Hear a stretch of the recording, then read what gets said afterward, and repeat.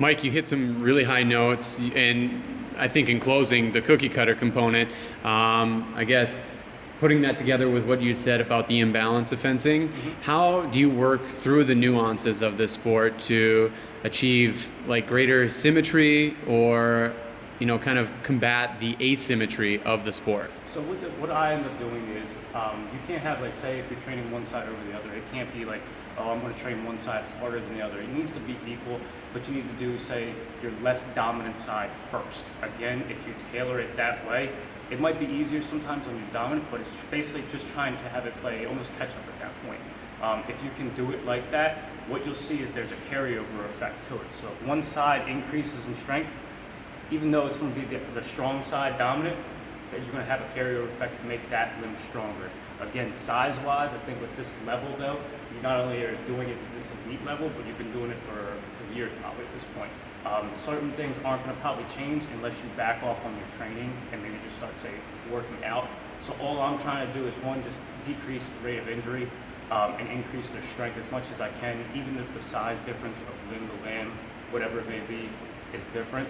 It's just basically making them the best athlete they can be at this level. So what I'm hearing is you train the non-dominant side first. Like any isolating workout, you would first do your non-dominant side and then do the reps on your dominant side. So if I was tailoring it to do like a single leg exercise, so if I had a leg press machine, I would use the same weight, but I would use my less dominant side first. One, because I'm fresh. All right. So if I'm going to be fatigued after doing a set on my strong side, my less dominant leg is not going to get the full effect of what it could be if I was fresh going into a set. So that's what I meant about just kind of doing that before the other. If you do it backwards, you're not going to get the most out of it. And how about to the point of the actual exercises you're doing? I imagine in all sports you have incoming freshmen kind of struggling to transition.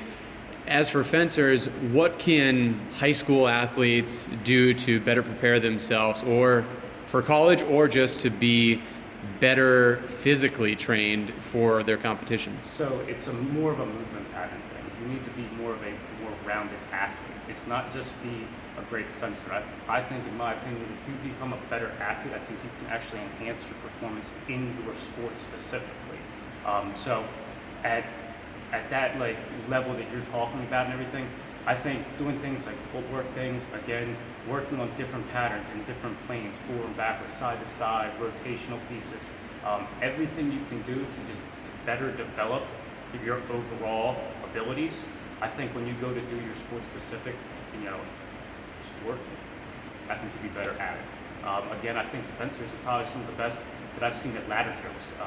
We do ladder drills all the time just to work on quick feet, kind of keep up your tempo, build it up until you can do it at an efficient level. And again, I would have to say they're probably one of the best teams that are abilities-wise, just because they're so used to working on footwork. But again, it's just different movement patterns that can just enhance them. And outside of the footwork, you have the plyo stuff or ladders. Anything that you move past once they're at kind of that intermediate or more developed level, when you get to squat racks or even focusing on the upper body? I think speed is a big thing with them. I think, in my opinion, again, it's my opinion, take that for what it's worth, but speed is it's like driving a car, in my opinion.